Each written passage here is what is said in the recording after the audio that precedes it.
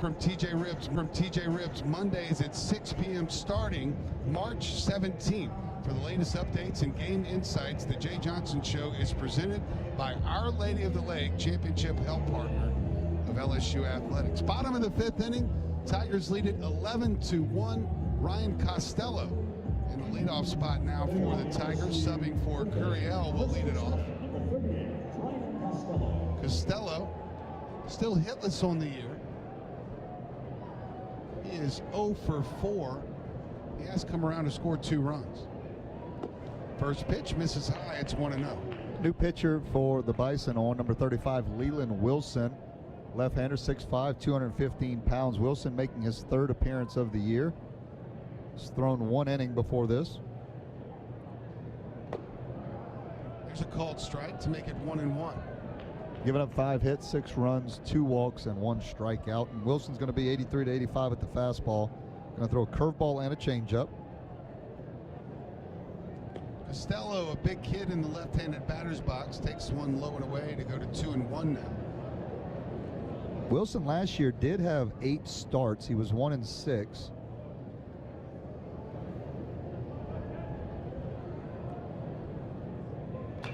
One fouled back into the screen. It's 2-2.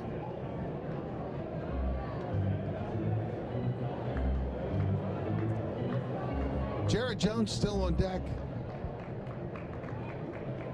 in the 2 spot.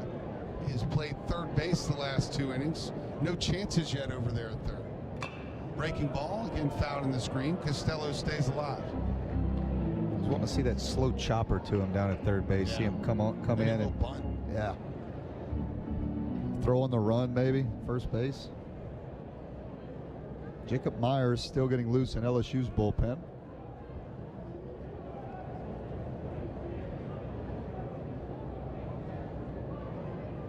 Sixth pitch of the at-bat is a ball downstairs. It's 3-2 now. Doug, we were able to go down to the bullpen before the game started, and we saw just the new area down there. It's tighter than you think. Yeah. Ball 4, nice at bat there by Ryan Costello. I'll say this: there's 3 mounds, and we have the ability to look at a screen here in our booth. And Jacob Myers is not on the right side of the mound because the top of the roof slants down, and he releases it so high, as you talked about, that he's got to either be in the middle or all the way to the left-handed side of the mound so he doesn't hit the top of the grandstands. Yeah, I mean, if you're claustrophobic down there.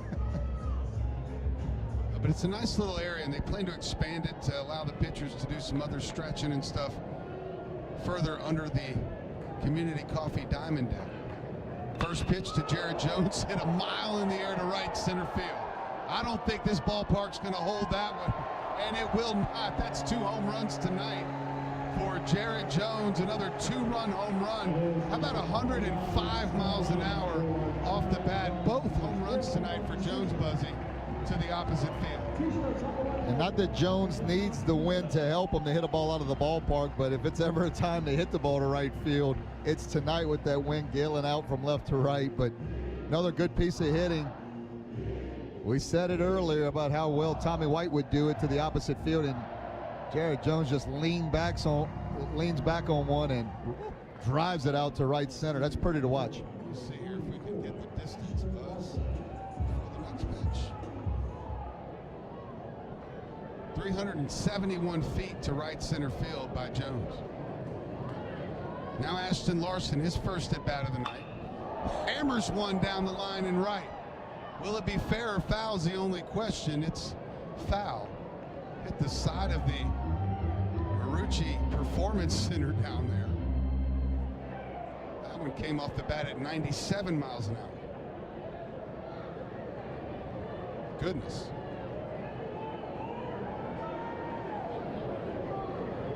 Larson in the space of Dickinson as hits one hard out to left field. Will Mann gives it a chase. Has to run back a few feet, puts the glove on it for the first out here in a very loud bottom of the fifth inning. Yeah, good swing by Larson. I like him staying on that pitch the other way. A guy that I think will have some say-so in this lineup as the year continues. He was a 2024 freshman All-SEC and got a lot of talent. Again, I think he'll be a part of this lineup as the season continues in some capacity. Now, Cade Arambidi hit his first home run last night. Two-run homer out to the Bartlett Group left field landing.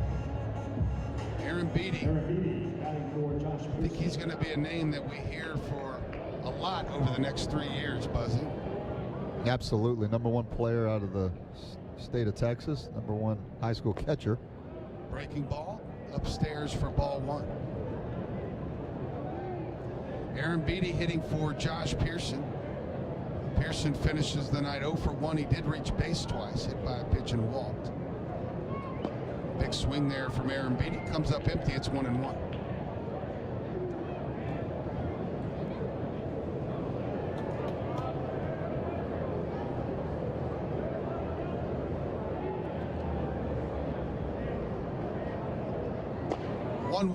Thought about it. Decided better. Good decision. 2-1 now. That one just missed upstairs. It was good to see Arambidi put a ball out of the ballpark last night. He just needs a couple good at bats, a couple balls to find the hole and get that confidence going. 2-1. They went with the off speed again for a strike this time to make it 2-2.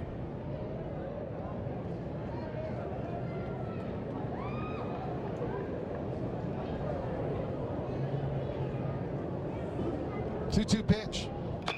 Hit high in the air to the right side. Looks like this one's going to get out of play. Arambidi from Tomball, Texas. I was in Tomball, Texas this weekend. Outskirts of Houston. Right on the outskirts of Houston. Stayed with a good buddy, former Tiger, Casey Kuntz, while watching my oldest son over there play some baseball. Arambidi moves it to 3-2 as he lets that one go off the outside corner. How's old Casey doing? Hadn't seen him in a while. He's doing great. Good guy. Doing great. Love him. Actually told me last year when I stayed with him for a tournament up there about Arambidi. 3-2 pitch. Smoke to left field. Man on a chase. What a play. What a play. Man on a dead sprint toward the line. Dive.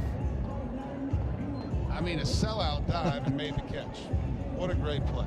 Yeah, Arambidi just looking for some good fortune right there. That wasn't good. That's one he's going to think about for a while. Like you say, when you're struggling a little bit, you need a lot of things that go your way to get yourself out of a little hole. And Becker made a heck of a play there in left field coming on. That's not easy with that ball diving down hard like it did. They did move Becker over to left field. Mann is now in right field. Good catch there, bud. Michael Braswell gets his first at bat of the night. Braz has started off slow this year, takes the first pitch, a breaking ball. Pretty much that's all we're seeing here from Wilson is curveballs, and it's 1-0 to Braswell. 13-1, your Tigers lead it. For all of you listening on air, Braswell takes the 1-0 for a strike. Right over the outside corner at the knees, it's 1-1.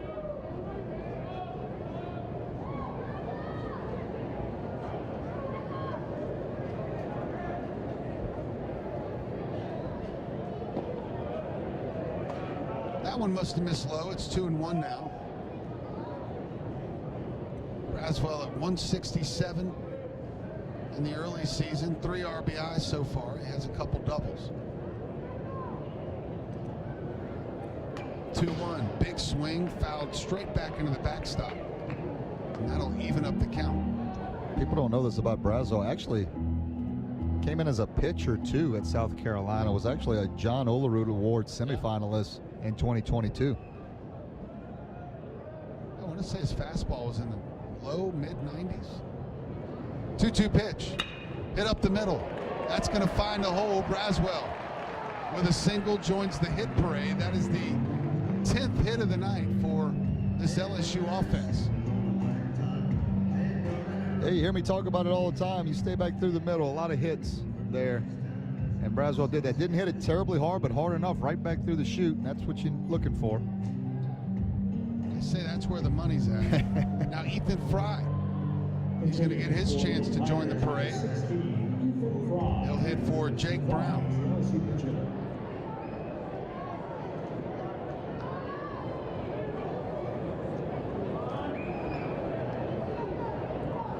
Fry has a home run on the year. Excuse me, 2 home runs on the year. Takes the first pitch of ball. Yeah, he hit his second homer against Sam Houston in that win on Sunday in Frisco, Texas.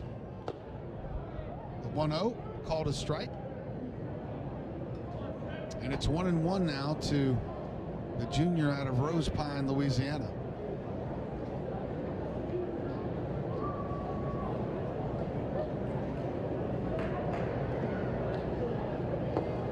One's down in the dirt.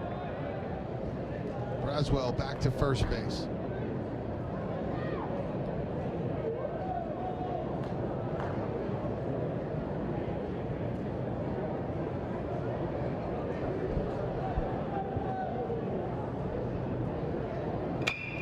Two-one hit high in the air to right side. The right fielder, who is now Will Mann, scurries underneath it for out number 3. 2 runs on 2 hits, 1 runner left, no errors by the Bison. Tigers now lead it 13-1 as we head to the top of the 6th inning here on the LSU Sports Radio Network.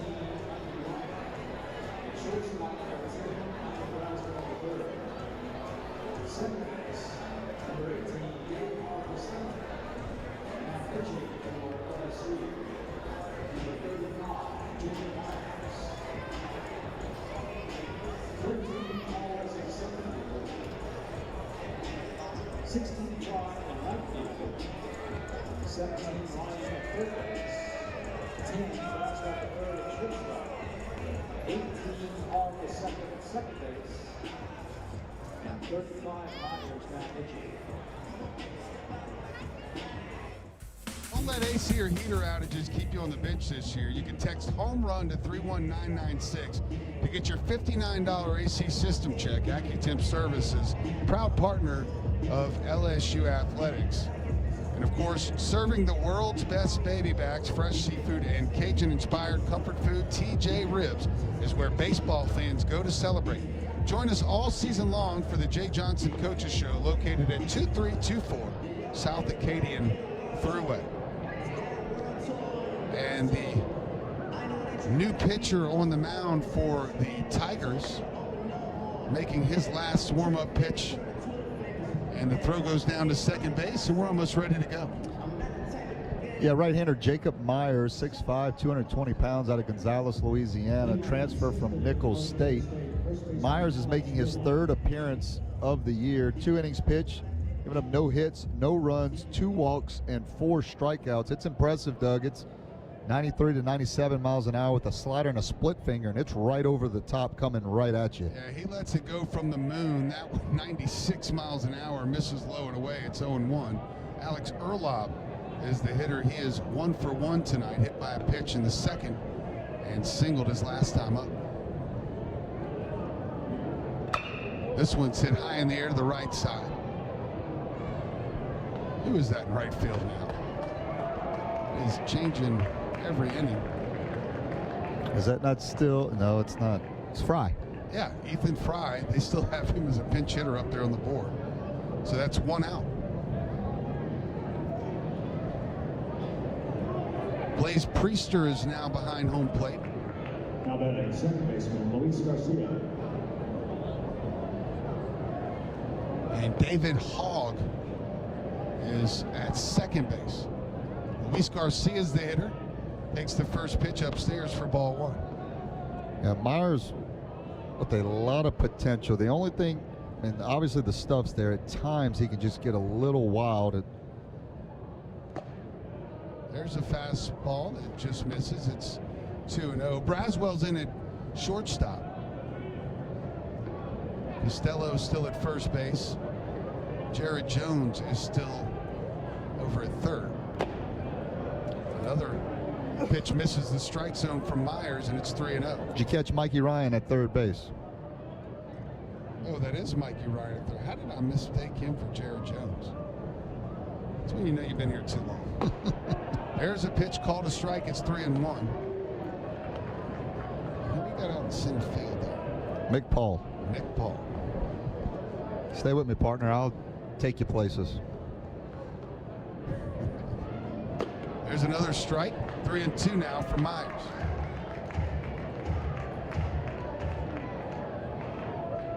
For all those that know you, they just got a good chuckle. 3-2. Just misses upstairs. Ball 4.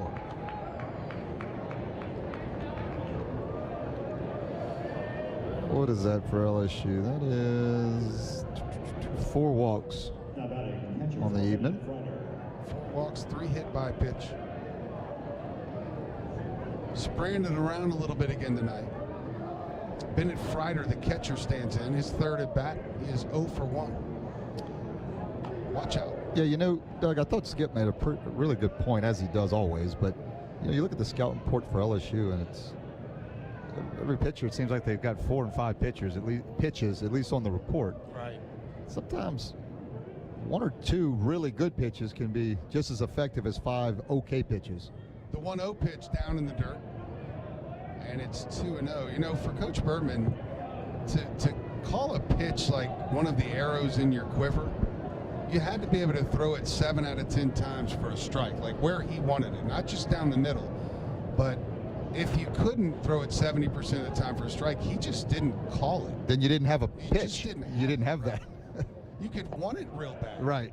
Like I wanted a changeup really, really bad. Worked my butt off every week, threw it in that bullpen, and just never could really throw it in there enough times to call it in a game. 2-1 now.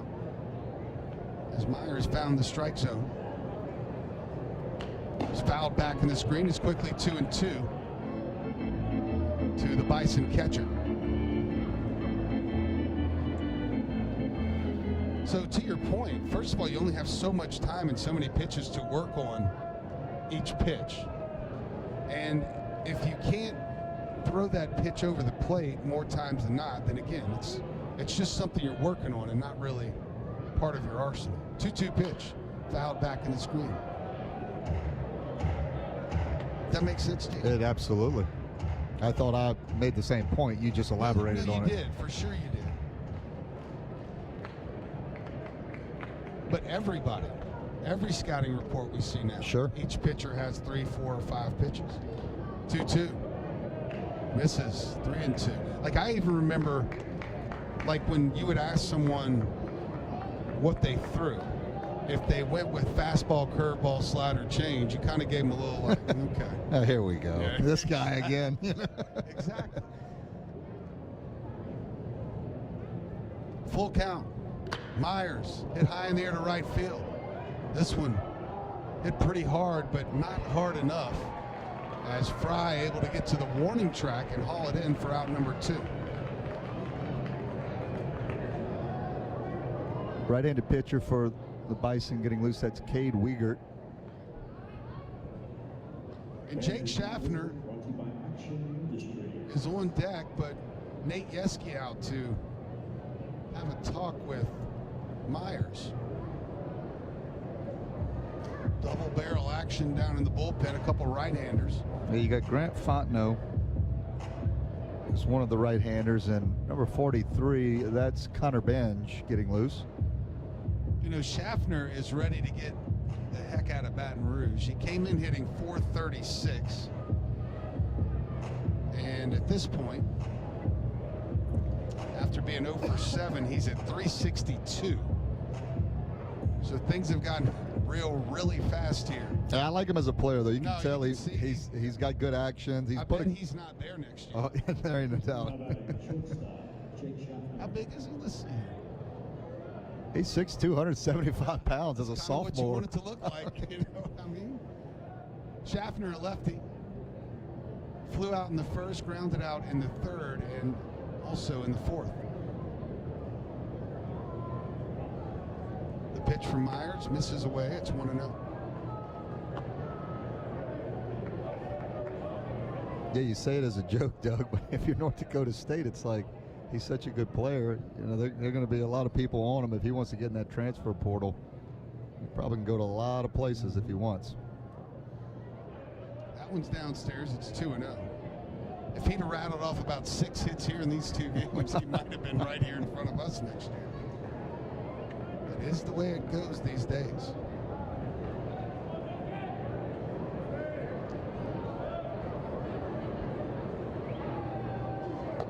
Misses away. It's 3-0 now for Myers, who's been, I guess you could say, erratic here in the top of the 6th. 3-0 pitch, fastball down the middle, called strike.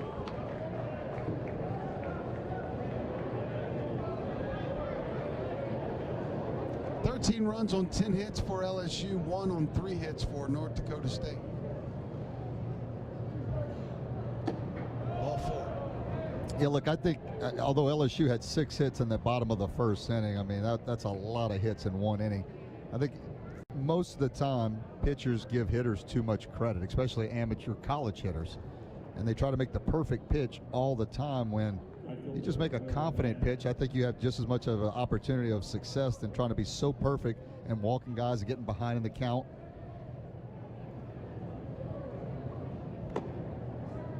And that's ball 1 to Will Mann.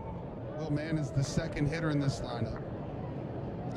North Dakota State just fighting to stay alive here as they're running out of opportunities. They need at least 3 runs to keep this one alive through the 7th. Another one misses from Myers. It's 2-0. Yeah, I mean, like if you're North Dakota State, it's take until you get 2 strikes maybe to try to get back in this game. I mean, wouldn't be crazy. 5 walks issued now by LSU pitching. That one gets back to the backstop. It'll be 3-0. Runners will advance to 2nd and 3rd. Much easier said when you're sitting in the booth, but of course nobody, when they get out on the mound, is trying to not throw strikes. They obviously are trying to compete, but just got to find something extra, find that, dig down deep and figure out a way to get the ball over the plate. Yeah, that comes with, you know, reps, right? Being able to fix things out on the mound before it gets out of control. And Myers, again, 3-0, he's had no problem throwing it right down the middle, and his stuff's so good you almost want to go out there and say, big guy, right. It's just no signs, no signals, just throw it down the middle for him. Misses ball 4. Well, you got to be able to fix yourself too, Doug. I mean, you know that as well as anybody being a pitcher. If you fit, if you're overthrowing the curveball or you're missing high with the fastball, you got to know what your body's doing and how you can correct it. You can't just look at the pitching coach to come out every couple batters and try to get that fixed for you. You got to be able to do it yourself, have some self-awareness. Speaking of the pitching coach, I don't see him, but I don't know that Jay Johnson's going to watch too much more from Myers, who can't find the strike zone. There's a strike, finally gets ahead to Kyle Law. He had 96 miles an hour. Law 0 for 2 tonight, struck out in the first, was hit by a pitch in the 3rd inning and reached on a fielder's choice back in the 5th. This one is hit high in the air, foul down the right field line. Not quite in the parking lot. Of course, I'll tell you, Doug, at releasing it, would you say Myers releases it at 6'4"? 7'3". 7'3". That's way up there. I don't know as a pitching coach how you tell him to correct it if you never had anybody that releases it that high before. 0-2. Misses.